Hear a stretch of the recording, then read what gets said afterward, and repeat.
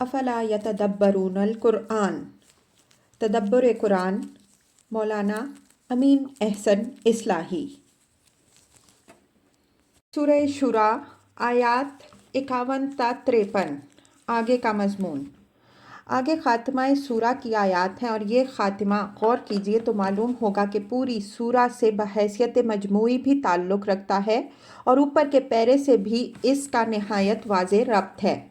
قرآن کے اس اسلوب کی وضاحت جگہ جگہ ہم کرتے آ رہے ہیں کہ سورہ جس مضمون سے شروع ہوتی ہے بالعموم اسی مضمون کے کسی پہلو کی وضاحت پر ختم ہوتی ہے۔ چنانچہ اس سورہ میں بھی دیکھ لیجئے، اس کا آغاز کَذَلِكَ يُوحِي إِلَيْكَ وَإِلَى الَّذِينَ مِن قَبْلِكَ إِلَى الْآیَةِ سے ہوا تھا، یعنی یہ قرآن اسی طرح کی وحی ہے جس طرح کی وحی اس سے پہلے اللہ تعالیٰ دوسرے نبیوں اور رسولوں پر نازل فرما چکا ہے۔ پھر مقصد اور ذریعہ دونوں کی یکسانی کی وضاحت فرمائی اور خاتمہ اس مضمون پر کیا جس سے آغاز فرمایا تھا۔ چنانچہ خاتمہ میں بھی تقریباً وہی الفاظ استعمال ہوئے ہیں جو تمہید میں آئے ہیں۔ فرمایا وَكَذَلِكَ أَوْحَيْنَا إِلَيْكَ رُوحًا مِّنْ أَمْرِنَا إِلَى الْآیَةِ۔ یہ اس بات کی نہایت واضح دلیل ہے کہ پوری سورہ اول تا آخر ایک وحدت ہے۔ اوپر کے پیرے سے اس کا تعلق یہ ہے کہ اس کا خاتمہ مخالفین کے سبب اعراض کے بیان پر ہوا ہے۔ ان کے اعراض کے اسباب میں سے ایک بڑا سبب یہ بھی تھا کہ وہ کہتے تھے کہ اگر محمد صلی اللہ علیہ وآلہ وسلم کا دعویٰ یہ ہے کہ اللہ ان پر اپنا کلام نازل کرتا ہے تو آخر وہ ہم سے کیوں نہیں کلام کرتا۔ ان کے اس اعراض کا جواب ان آیات میں دیا، اور آیات کی تفسیر سے واضح ہو جائے گا کہ یہ جواب نہایت جامع و مانع اور مسکت ہے۔ اس روشنی میں آیات کی تلاوت فرمائیے۔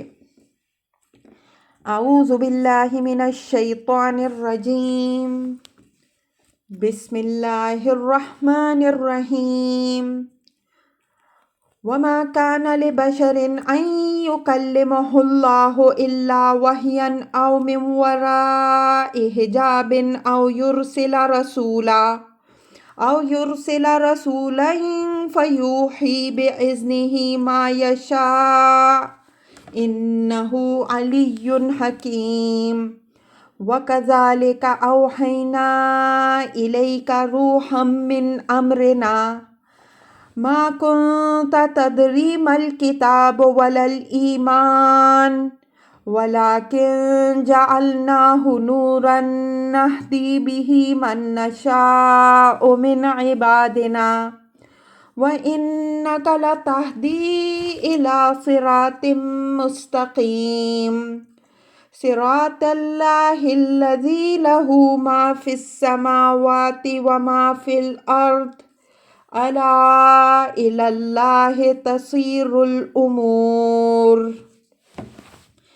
ترجمہ، اور کسی بشر کی بھی یہ شان نہیں ہے کہ اللہ اس سے کلام کرے مگر وحی کے ذریعے یا پردے کی اوٹ سے، یا بھیجے کسی فرشتے کو پس وہ وحی کر دے اس کے اذن سے جو وہ چاہے۔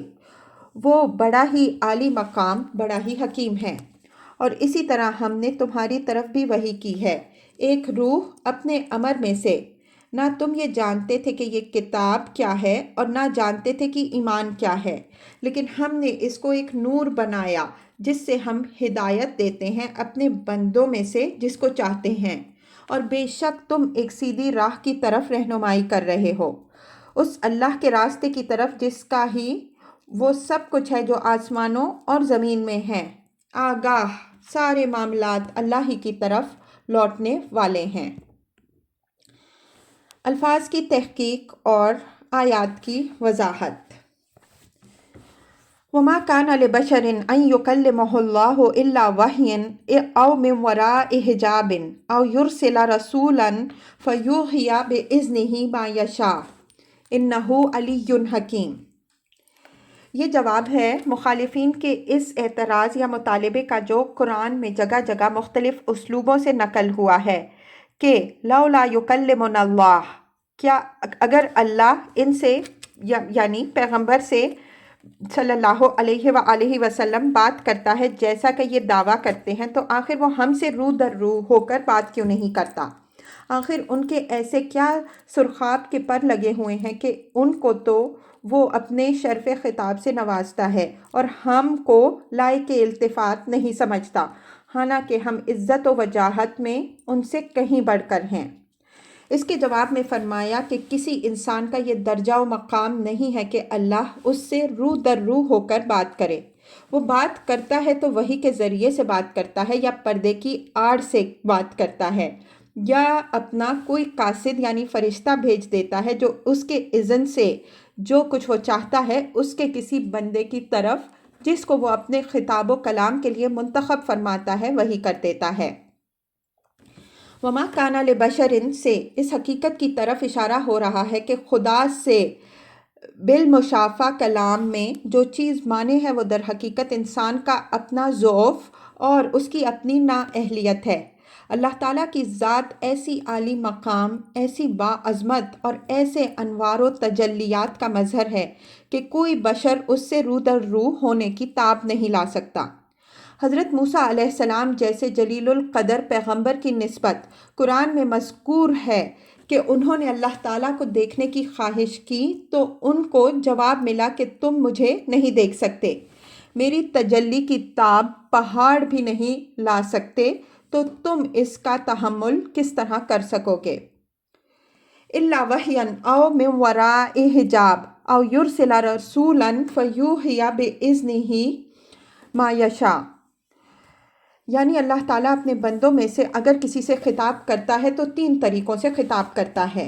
ایک طریقہ وحی کا ہے، وحی سے مراد دل میں بات ڈال دینے کے ہیں، اسی کو احادیث میں القاء فی الروع یا نفث فی الروع سے تعبیر فرمایا ہے، یعنی اللہ تعالیٰ اپنے پیغمبر کے دل میں اپنا کلام القاء فرما دیتا ہے اور پیغمبر اس کو محفوظ کر لیتا ہے۔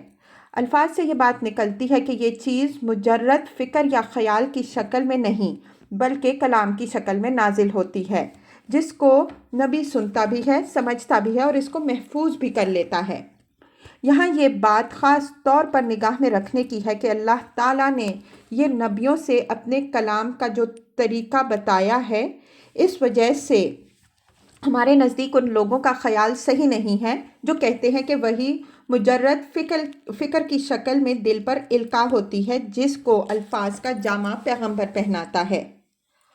او من وراء حجاب، یہ دوسرا طریقہ ہے کہ وہ پردے کی اوٹ سے بات کرتا ہے، یعنی نبی اللہ کا کلام اور اس کی آواز تو سنتا ہے لیکن اس کو دیکھتا نہیں۔ اس کی مثال حضرت موسیٰ علیہ السلام کے ساتھ اللہ کا کلام و خطاب ہے۔ تورات اور قرآن دونوں میں مذکور ہے کہ اللہ تعالیٰ نے حضرت موسیٰ علیہ السلام سے بات کی لیکن اس کو دیکھا نہیں، اور قرآن میں یہ تصریح بھی ہے کہ حضرت موسیٰ علیہ السلام کے سوا اور کسی نبی سے اللہ تعالیٰ نے اس طرح کلام نہیں کیا۔ یہ شرف صرف حضرت موسیٰ علیہ السلام ہی کو حاصل ہے۔ او یرسل رسولا فیوحی باذنہ ما یشاء، تیسرا طریقہ یہ ہے کہ اللہ تعالیٰ اپنا کوئی رسول یعنی فرشتہ بھیجتا ہے اور وہ فرشتہ اللہ تعالیٰ کے حکم سے جو کچھ اللہ تعالیٰ چاہتا ہے پیغمبر کے دل پر القاء کر دیتا ہے۔ مثلاً سورہ بقرہ میں ہے قُلْ مَنْ كَانَ عَدُوًّا لِجِبْرِيلَ فَإِنَّهُ نَزَّلَهُ عَلَىٰ قَلْبِكَ بِإِذْنِ اللَّهِ، آیت 97۔ کہہ دو کہ جو جبریل کا دشمن ہے وہ اس بات کو یاد رکھے کہ جبریل علیہ السلام نے اس قرآن کو تمہارے دل پر اللہ کے حکم سے اتارا ہے۔ یہی بات سورہ نحل میں یوں ارشاد ہوئی ہے قُلْ نَزَّلَهُ رُوحُ الْقُدْسِ مِن رَّبِّكَ بِالْحَقِّ، آیت 102۔ کہہ دو اس قرآن کو روح القدس نے تیرے رب کی طرف سے اتارا ہے۔ اللہ تعالیٰ کے کلام و خطاب کے یہ 3 طریقے ہیں۔ ان میں سے 2 طریقے جو اوپر مذکور ہوئے اس اعتبار سے ایک مخصوص نوعیت کے حامل ہیں کہ ان میں کلام بلا واسطہ نبی پر نازل ہوتا ہے، یعنی اللہ تعالیٰ اور نبی کے درمیان جبریل امین علیہ السلام کا واسطہ نہیں ہوتا، اور تیسرے میں جبریل امین علیہ السلام واسطہ ہوتے ہیں۔ ان میں سے 2 طریقے، پہلا اور تیسرا معروف طریقے ہیں۔ دوسرا طریقہ حضرت موسیٰ علیہ السلام کے مخصوصات میں سے ہے۔ کسی اور نبی کے متعلق جیسا کہ ہم نے اوپر اشارہ کیا یہ چیز مذکور نہیں ہے۔ اگر الاقدم فالاقدم کے اصول پر رکھیے تو یہ بات بھی نکلتی ہے کہ پہلے طریقے کو مرتبہ کے لحاظ سے اولیت حاصل ہے۔ یہاں صرف 3 طریقے مذکور ہیں، اس لیے کہ جس سوال کو پیش نظر رکھ کے یہ آیت وارد ہوئی ہے اس کا جواب انہی 3 صورتوں کے ذکر کا مقتضی تھا۔ لیکن قرآن سے معلوم ہوتا ہے کہ ان 3 طریقوں کے علاوہ 2 اور طریقے بھی ہیں جن سے اللہ تعالیٰ اپنے خاص بندوں کو اپنے بعض ارادوں سے آگاہ فرماتا ہے۔ ان میں سے ایک طریقہ یہ ہے کہ فرشتہ بشری شکل میں ممثل ہو کر ظاہر ہوتا ہے اور اللہ تعالیٰ کا پیغام پہنچا دیتا ہے۔ اس کی مثال حضرت ابراہیم علیہ السلام، حضرت لوط علیہ السلام اور حضرت مریم علیہ السلام کے ان واقعات میں موجود ہے جو قرآن میں تفصیل سے مذکور ہوئے ہیں۔ دوسرا طریقہ رؤیا کا ہے، یعنی اللہ تعالیٰ کو جو کچھ مطلوب ہوتا ہے وہ رؤیا میں امر فرما دیتا ہے یا مشاہدہ کرا دیتا ہے۔ مثلاً حضرت ابراہیم علیہ السلام کو بیٹے کی قربانی کا حکم رؤیا میں ہوا۔ غزوہ بدر کے متعلق حضرت صلی اللہ علیہ وآلہ وسلم کو بہت سے واقعات رؤیا میں مشاہدہ کرائے گئے۔ ایک نہایت اہم رؤیا کا ذکر سورہ بنی اسرائیل میں بھی گزر چکا ہے۔ اس تفصیل سے معلوم ہوا کہ اللہ تعالیٰ کے کلام و خطاب اور ایماء و ارشاد کے 5 طریقے ہیں، اور ہمارے نبی صلی اللہ علیہ وآلہ وسلم براہ راست کلام کے سوا جو حضرت موسیٰ علیہ السلام کے مخصوصات میں سے ہے، ان میں سے ہر طریقے سے مشرف ہوئے۔ یہ امر یہاں ملحوظ رہے کہ حضرت موسیٰ علیہ السلام کو بھی یہ شرف صرف ایک آدھ بار ہی حاصل ہوا، باقی تورات اسی طرح کی وحی ہے جس طرح کی وحی دوسرے صحیفے ہیں۔ انہ علی حکیم، یہ اللہ تعالیٰ نے اپنی 2 صفتوں کا حوالہ دیا ہے، ایک اس کی عظمت، رفعت اور بالا تری کو ظاہر کرتی ہے، دوسری اس کی حکمت اور اس کی حکمت کے لوازم، رحمت، عدل اور ہدایت خلق کی طرف اشارہ کر رہی ہے۔ ان دونوں کو جمع کرنے سے یہ بات نکلتی ہے کہ اللہ تعالیٰ کی ذات اتنی بلند و بالا ہے کہ نہ اس کو کسی سے کلام کی ضرورت ہے اور نہ کوئی یہ درجہ و مرتبہ رکھتا ہے کہ اس سے ہم کلام ہو سکے، لیکن اس عظمت و رفعت کے ساتھ وہ حکیم، عادل اور رحیم بھی ہے۔ اس وجہ سے وہ خلق کی رہنمائی اور اپنے بندوں کی اصلاح کے لیے ان کو اپنے خطاب و کلام سے بھی نوازتا ہے، اور اس کے لیے اس نے وہ طریقے اختیار فرمائے ہیں جو اوپر مذکور ہوئے ہیں۔ مطلب یہ ہے کہ اس سے آگے بڑھ کر جو لوگ یہ مطالبہ کر رہے ہیں کہ خدا ان میں سے ہر ایک سے رو در رو ہو کر بات کرے، تو اس قسم کے لوگ نہ خدا کی عظمت سے آگاہ ہیں نہ اپنی بے حقیقتی سے۔ ایسے احمق لوگ اپنی اس رعونت ہی کے ہاتھوں ہلاک ہوں گے۔ وَكَذَلِكَ أَوْحَيْنَا إِلَيْكَ رُوحًا مِّنْ أَمْرِنَا مَا كُنْتَ تَدْرِي مَا الْكِتَابُ وَلَا الْإِيمَانُ وَلَكِنْ جَعَلْنَاهُ نُورًا نَهْدِي بِهِ مَن نَّشَاءُ مِنْ عِبَادِنَا وَإِنَّكَ لَتَهْدِي إِلَىٰ صِرَاطٍ مُّسْتَقِيمٍ صِرَاطِ اللَّهِ الَّذِي لَهُ مَا فِي السَّمَاوَاتِ وَمَا فِي الْأَرْضِ أَلَا إِلَى اللَّهِ تَسِيرُ الْأُمُورُ۔ یہ خطاب پیغمبر صلی اللہ علیہ وآلہ وسلم سے ہے کہ اسی معروف طریقہ وحی کے مطابق ہم نے تمہاری طرف بھی ایک روح اتاری۔ روح سے مراد وحی ہے۔ وحی کو روح سے تعبیر کر کے اس حقیقت کی طرف اشارہ فرمایا ہے کہ یہ تمہارے لیے بھی حقیقی زندگی کا ذریعہ ہے اور ان لوگوں کے لیے بھی جو اس کو اپنا لیں۔ تمام آسمانی صحیفوں میں اللہ کے کلام و الہام کے لیے یہ تعبیر موجود ہے، اس لیے کہ بندوں کو حقیقی زندگی، جیسا کہ حضرت مسیح علیہ السلام کا ارشاد ہے، روٹی سے حاصل نہیں ہوتی بلکہ اس کلام و الہام سے حاصل ہوتی ہے جو خدا کی طرف سے آتا ہے۔ من امرنا اس روح کی صفت کے طور پر دفع دخل مقدر کے لیے آیا ہے، یعنی یہ روح اللہ تعالیٰ کے امور غیب میں سے ہے۔ اس کی حقیقت و ماہیت اللہ تعالیٰ ہی جانتا ہے یا وہ رسول جانتا ہے جس کو اس کا تجربہ ہوتا ہے۔ ہر شخص اس کی حقیقت و کیفیت کا اندازہ نہیں کر سکتا۔ اس وجہ سے نہ تو ہر شخص کو اس کی کیفیت معلوم کرنے کے درپے ہونا چاہیے اور نہ اس بنیاد پر کسی عاقل کو اس کا انکار کرنا چاہیے کہ وہ اپنے اندر اس قسم کی کوئی چیز محسوس نہیں کرتا۔ جو شخص درد جگر کی لذت سے آشنا نہیں ہے اس کو یہ حق حاصل نہیں ہے کہ وہ درد جگر کے وجود ہی سے انکار کر دے۔ یہ مضمون سورہ بنی اسرائیل میں بھی گزر چکا ہے۔ وَيَسْأَلُونَكَ عَنِ الرُّوحِ قُلِ الرُّوحُ مِنْ أَمْرِ رَبِّي وَمَا أُوتِيتُم مِّنَ الْعِلْمِ إِلَّا قَلِيلًا۔ سورہ بنی اسرائیل آیت 85۔ اور یہ لوگ تم سے روح یعنی وحی کے متعلق سوال کرتے ہیں، ان کو بتا دو کہ روح میرے رب کے امر میں سے ہے اور تم کو تھوڑا ہی علم دیا گیا ہے۔ یہ چیز یہاں ملحوظ رہے کہ حضرات انبیاء علیہم السلام نے جب اپنی قوموں کے سامنے اس امر کا اظہار فرمایا کہ ان کے اوپر ان کے رب کی جانب سے ایک روح نازل ہوتی ہے تو نادانوں نے ان کا مذاق اڑایا کہ یہ روح کیا چیز ہے، آخر اس طرح کی کوئی چیز ہم اپنے اندر کیوں نہیں محسوس کرتے۔ اسی سوال کا جواب سورہ بنی اسرائیل کی مذکورہ بالا آیت میں دیا گیا ہے اور اسی جواب کی طرف اشارہ کرنے کے لیے یہاں روحن کے ساتھ من امرنا کے الفاظ وارد ہوئے ہیں کہ اگر کسی کے ذہن میں یہ سوال ہو تو اس کو اثناء کلام ہی میں جواب مل جائے۔ اس امر کا ایک اور اہم پہلو بھی ہے جس پر انشاءاللہ ہم سورہ دخان آیات 4 تا 5 کے تحت اور سورہ قدر میں بحث کریں گے۔ ما کنت تدری ما الکتاب ولا الایمان ولکن جعلناہ نورا نہدی بہ من نشاء من عبادنا۔ یہ اس روح کا فیضان بیان ہوا ہے کہ یہ اسی کی حیات بخشی ہے کہ تم پہلے کتاب و ایمان سے نا آشنا تھے لیکن اس وحی کے نور سے اللہ نے تمہارے سینے کو اس طرح جگمگا دیا کہ تم اس خلق کے اندر ایک چلتے پھرتے منارہ نور بن گئے اور اللہ اپنے بندوں میں سے جس کو چاہتا ہے اس نور سے راہیاب کر رہا ہے، جن کو چاہتا ہے یعنی جن کے اندر اس نور سے اکتساب کی صلاحیت پاتا ہے۔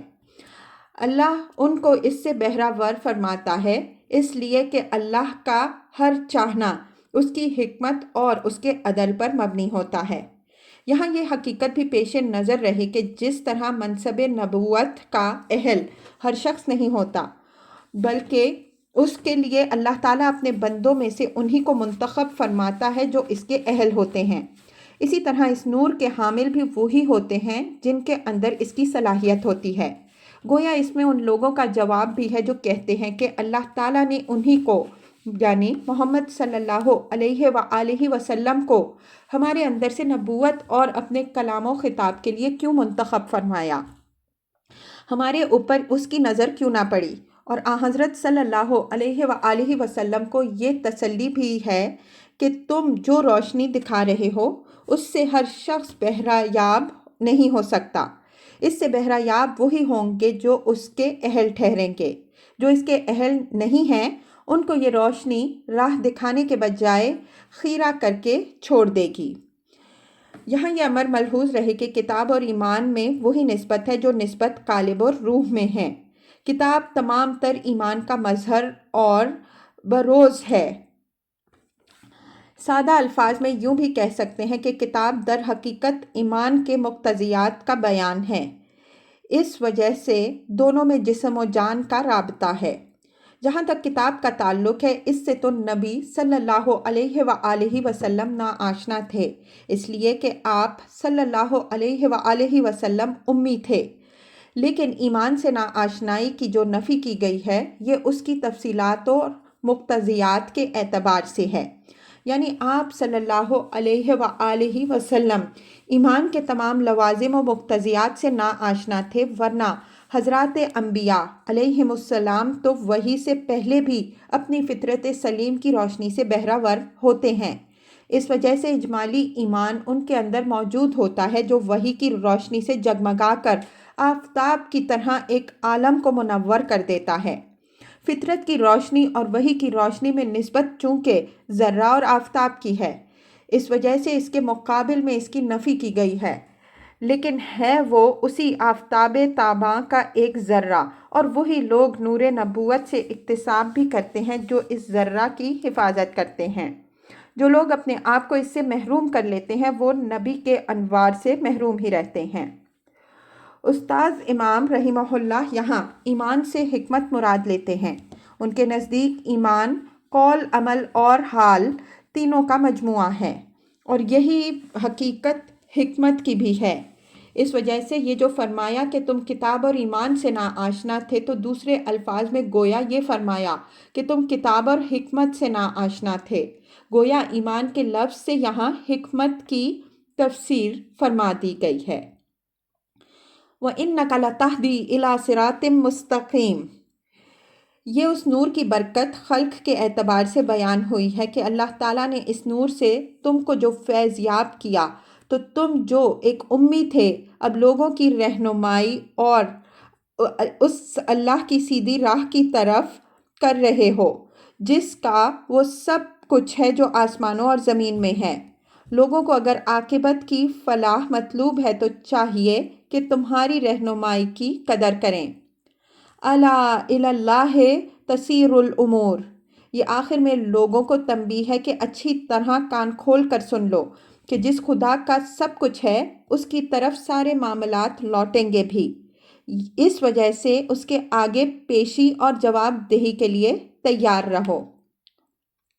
اللہ تعالیٰ کی عنایت سے ان سطور پر اس سورہ کی تفسیر تمام ہوئی۔ وآخر دعوانا ان الحمد للہ رب العالمین۔ رحمان آباد، 12 دسمبر 1975، 8 ذی الحجہ 1395 ہجری۔